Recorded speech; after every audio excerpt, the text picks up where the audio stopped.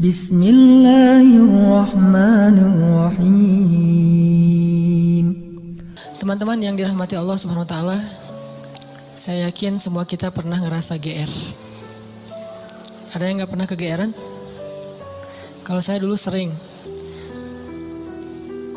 Salah satu ciri orang yang masih sendiri itu adalah kegeeran.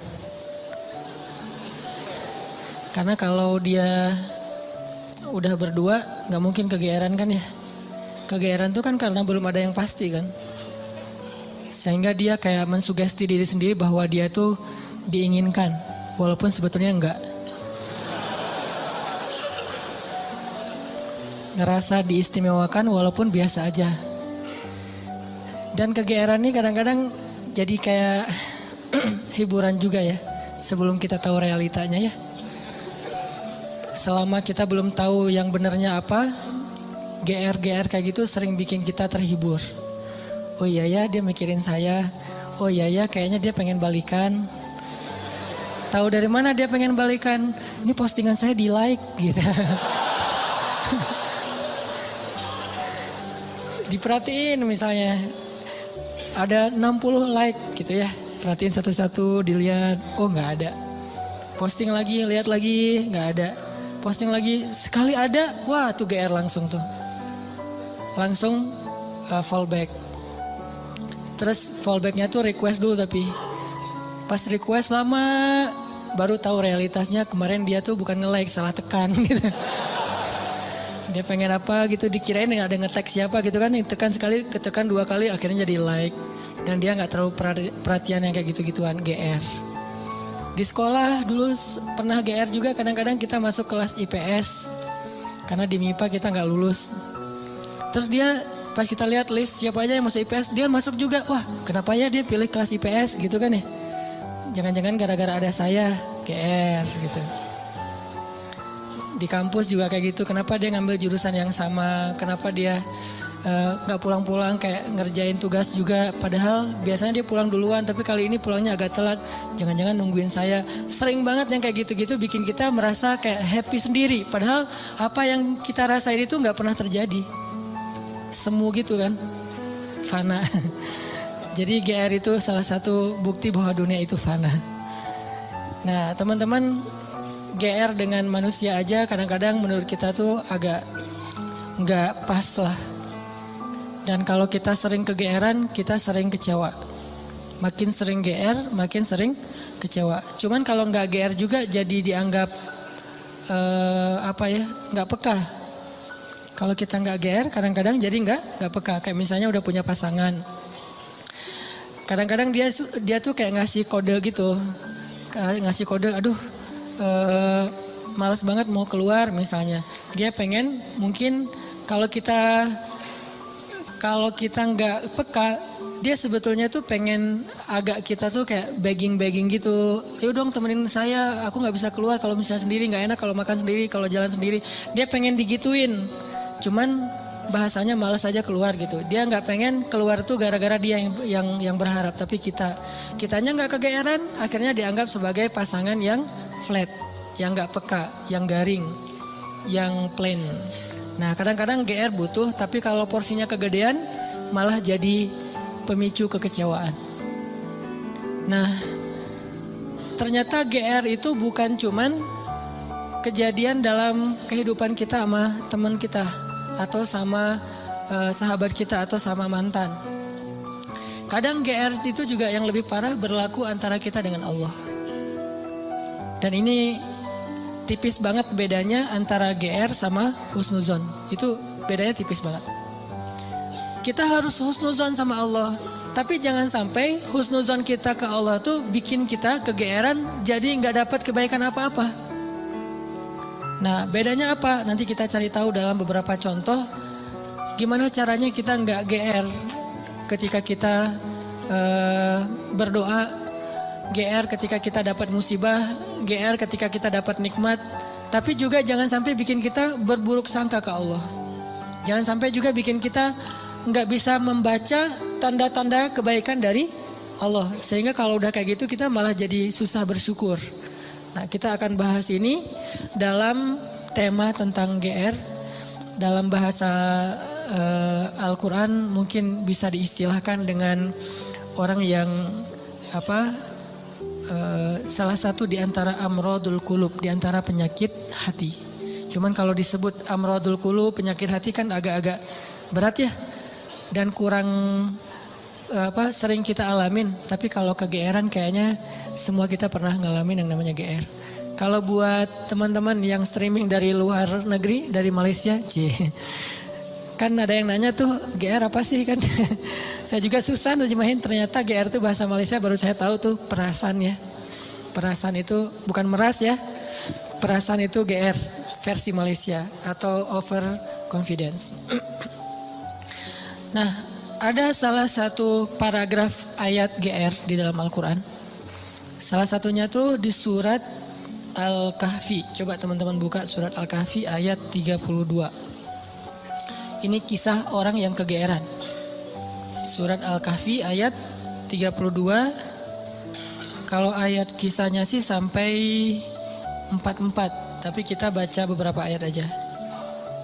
Surat Al-Kahfi ayat 32 sampai 44. Al-Kahfi itu surat ke 18. Ayat 32. A'udzu billahi minasy syaithanir rajim. Silakan.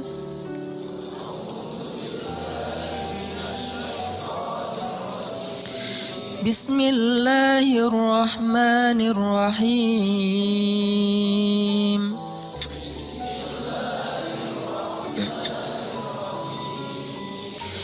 واضرب لهم مثل الرجلين جعلنا لأحدهما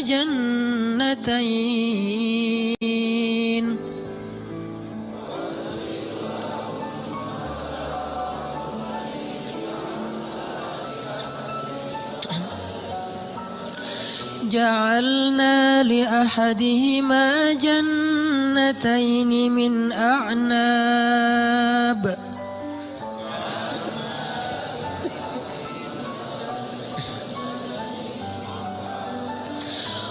وحففناهما بنخل وجعلنا بينهما زرعا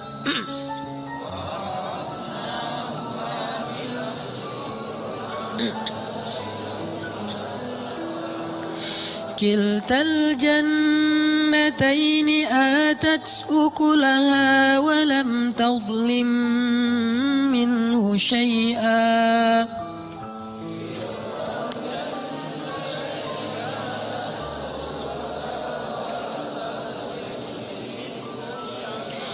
وفجرنا خلالهما نهرا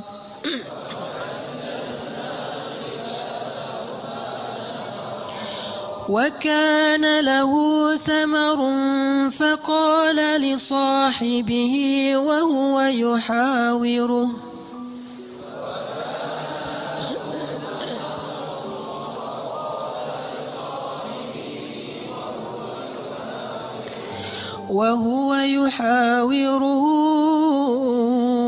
أنا أكثر منك مالا وأعز نفرا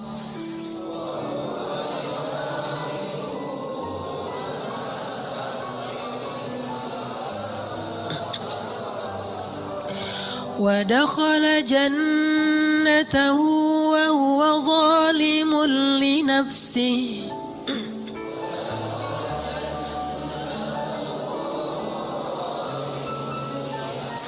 قال ما أظن أن تبيد هذه أبدا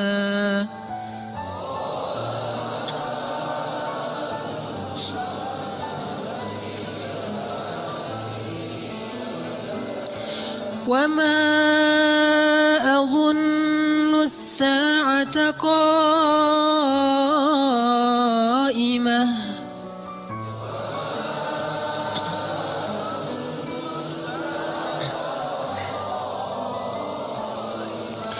ولئن رددت إلى ربي لأجدن خيرا منها منقلبا.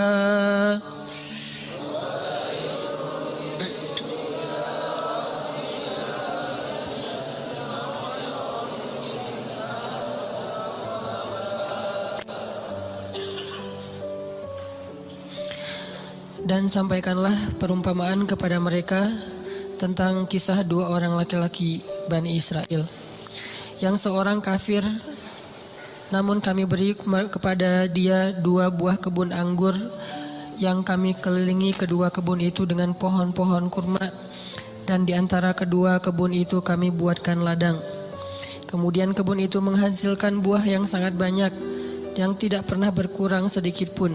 Dan di celah-celah kedua kebun itu kami alirkan sungai.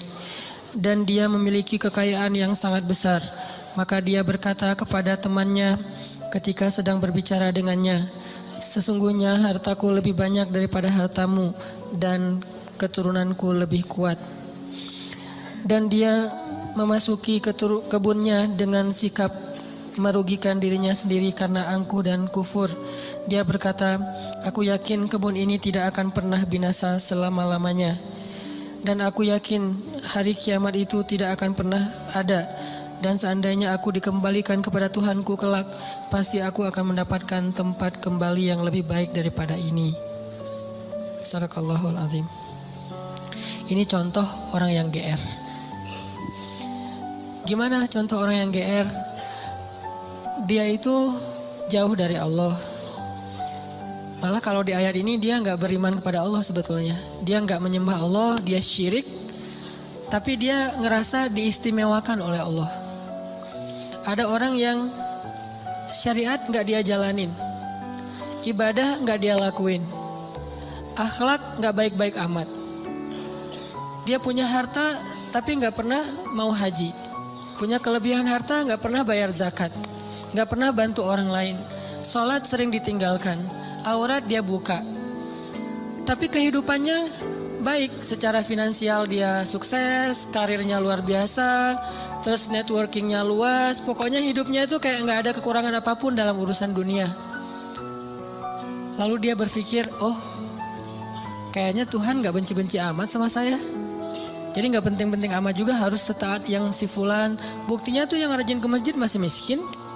Buktinya tuh yang udah menjalankan syariat dengan baik masih susah. Buktinya yang udah haji ternyata kehidupannya gak lebih baik dari saya. Artinya dia kegeeran, ngerasa bahwa dia itu diistimewakan oleh Allah Subhanahu Wa Taala, padahal dia tuh jauh dari Allah Subhanahu Wa Taala. Ini contoh kegeeran. Atau dalam pekerjaan dia melakukan pekerjaan-pekerjaan yang sebetulnya dia tahu itu gak boleh. Hasilnya itu gak halal. Pekerjaan yang menzalimi orang lain, baik menzalimi secara sengaja ataupun memang sistemik. Dia sengaja ngezalimin orang kayak curang dalam timbangan gitu kan ya. Atau secara sistem memang jenis pekerjaannya itu menzalimi orang lain sehingga gak halal. Cuman dengan pekerjaan itu dia sukses gitu. Sedangkan ada temannya yang kata dia terlalu idealis, malah gak bisa sukses kayak dia.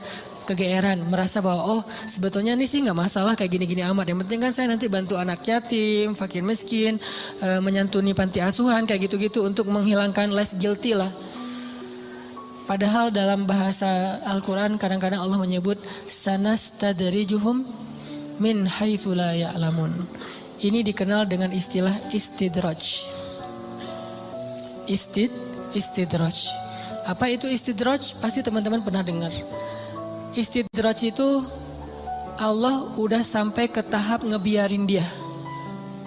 Dan ini adalah paling bahaya dalam hidup seorang hamba. Ketika dia dicuekin sama Allah. Kalau Allah masih perhatian sama dia, ketika dia salah Allah tegur. Ketika dia salah Allah kasih kesempatan. Ketika dia salah Allah kasih ujian. Supaya apa? Supaya dia insaf, terus dia balik kepada Allah Subhanahu Wa Taala. Kalau orang masih dikasih ujian, masih dikasih musibah, masih ditegur sama Allah dengan niat supaya dia balik, sebetulnya Allah masih perhatian sama dia. Justru ketika ada orang yang bikin dosa terus Allah biarin aja, nggak ada masalah setelah dia bikin dosa dan seterusnya, kayaknya hidupnya tuh lempeng, nyaman, sebetulnya Allah lagi nyuekin dia, dan dicuekin Allah itulah seburuk-buruk kondisi seorang hamba. Makanya ada surat pembukaannya itu adalah kata-kata cuek. Makanya surat itu kalau kita baca nggak boleh pakai bismillah. Ta'awuz langsung ke ayatnya, yaitu surat apa? Surat Baro'ah. Atau nama lainnya adalah At-Taubah. Baro'atun. Arti Baro'atun tuh terserah lu deh gitu. Baro'atun tuh arti lainnya terserah kamu deh. Atau saya udah gak mau ikut-ikutan ya. Atau bahasa lain udah cuek aja deh, biarin aja dia sendiri. Atau bahasa sosmednya Allah unfollow sama dia. Masih mending unfollow, masih bisa dilihat di history ya. Di blog. Ini Baro'atun. Kalau dalam bahasa surat yang lain zarhum, biarkan mereka. Yakhudu wa yal'abu, bersenang-senang, bermain-main. Ini paling bahaya. Dan orang dalam kondisi kayak gini kadang-kadang kegeeran. Cuman kita husnuzon ke Allah, Allah gak baro'ah sama kita. Jangan sampai ada kesan gini teman-teman. Kita dulu mungkin pernah mengalami masa-masa yang kelam gitu ya. Atau kalau bahasa ustadz mah, atau bahasa fikih jahiliyah. Pernah mengalami masa-masa jahiliyah, banyak dosa, jauh dari Allah, ninggalin sholat, kayak gitu-gitu. Hampir semua dosa-dosa besar itu kita pernah ngelakuin. Pas udah hijrah kita ngomong gini, ada untungnya juga sih Ustadz, saya dulu pernah nakal. Kalau enggak saya jadi enggak kayak gini sekarang. Kalau enggak saya jadi enggak tahu kalau itu ternyata bahaya. Jadi dengan saya pernah nakal dulu, sekarang saya bisa ngedidik anak saya. Saya tahu anak saya kalau ada indikasi-indikasi mulai nakal nih, saya tahu banget. Karena saya dulu pernah kayak gitu. Enggak ada untungnya teman-teman. Yang harus kita syukuri bukan kita pernah nakal. Yang harus kita syukuri kita pernah nakal tapi Allah masih kasih kita kesempatan. Itu yang kita syukuri, kesempatan tuh. Sampai akhirnya kita bisa berhijrah, Allah kasih hidayah, itu yang kita syukuri. Alam yajidaka yatiman fa'awa wa wajadaka dhallan dhal. Kenapa dhal itu kayak panjang bacanya? Karena sesat jauh gitu kan ya. Kita pernah tersesat jauh. Dan tersesat itu bukan hanya soal akidah. Tersesat dalam masalah ketaatan. Kita gak taat kepada Allah. Tersesat jauh. Sibuk dengan dunia. Kemudian kita foya-foya jauh banget dari Allah. Wa wajadaka dhallan fahada. Allah tarik balik kepada kebaikan. Yang harus kita syukuri bukan dolnya, tapi fahadanya, hidayahnya. Karena kalau kita berpikir untung juga saya dulu pernah nakal, ini bagian dari kita salah faham terhadap Allah. Jadi nggak ada baiknya kita pernah nakal, nggak ada baiknya kita pernah bandel, nggak ada baiknya kita pernah jahiliyah, pernah bikin dosa. Baiknya adalah alhamdulillah kita bisa taubat, bisa hijrah. Dan kalau kita dengar cerita orang-orang yang ngisahin masa lalunya, jangan takjub kepada dianya, tapi kita takjub kepada Allahnya. Ya Allah baik banget ya. Dia udah sejauh itu Allah gak ilfil sama dia. Dia udah sejahat itu Allah gak ninggalin dia. Dia udah sezolim itu sama Allah, mencurangi hak-hak Allah. Allah gak nutup pintu rahmat untuk dia. Allah itu maha baik. Jadi yang kita kagumin tuh Allah yang udah nyelamatin dia dari masa-masa yang sulit. Bukan justru dia, oh hebat ya lo bisa bikin dosa terus taubat, enggak. Bukan dia yang hebat, Allah yang hebat. Karena betapa banyak orang yang Allah biarkan baro'atun dan matinya dalam keadaan su'ul khatimah. Dan Allah pasti punya alasan yang kita enggak mengerti. Yang jelas enggak mungkin Allah menzalimi hambanya. Jadi teman-teman, ada orang ketika dikasih nikmat, ketika dikasih kemudahan, ketika dikasih kelapangan rezeki, kadang-kadang dia jadi merasa bahwa oh berarti tidak ada yang perlu diperbaiki dari kehidupan saya. Tidak ada yang perlu diperbaiki dari amal-amal saya. Nggak ada yang perlu diperbaiki dari ibadah saya. Karena nggak ada masalah dalam hidup saya. Seolah-olah dia baru mau memperbaiki diri kalau ada masalah. Bukankah jauh dari Allah itu masalah paling besar? Musibah paling besar dalam hidup kita itu kalau kita jauh dari Allah. Harusnya kita telat salat subuh juga, itu udah sedih tuh. Bukan hari ini telat salat subuh atau gak salat subuh sampai dijamak dengan duha. Tapi hari ini gak ada masalah. Gak ada kerugian, gak ada musibah, gak ada kecelakaan, gak ada masalah dengan pasangan. Oh jadi aman nih hari ini gak ada masalah apa-apa. Bukankah masalah terbesar itu masalah terbesar kita itu bukan didiemin sama pasangan. Walaupun buat saya itu berat banget. Istri itu kalau udah diem buat saya tuh musibah dunia nih. Diajak ngapa-ngapain sama teman, enggak dah kalau istri saya masih diem. Jadi saya bujuk-bujuk, cium tangan apa, nggak usah dibahas. Pokoknya di gimana biar dia mau senyum dong, senyum, paksa-paksain senyum, akhirnya dia senyum, alhamdulillah. Tapi sebelum saya maksain dia senyum atau bujuk-bujuk kayak gitu, saya ngelobi langit dulu, langsung wudhu, sholat hajat. Ya Allah, engkau yang menggenggam hati istri saya, balikin dong hati dia ke saya. Pas selesai assalamualaikum, pas ke kiri udah ada dia sebelah sih. Drama banget sih. Nggak penting banget cerita kayak gitu. Yang jelas teman-teman, masalah terbesar kita bukan dicuekin oleh orang yang kita sayangin. Masalah terbesar kita bukan ada musibah atau kecelakaan di jalan. Masalah terbesar kita bukan nggak dapat proyek, tender kita nggak gol gitu. Masalah terbesar kita bukan sakit. Masalah terbesar kita dalam hidup kita itu adalah ketika kita jauh dari Allah SWT.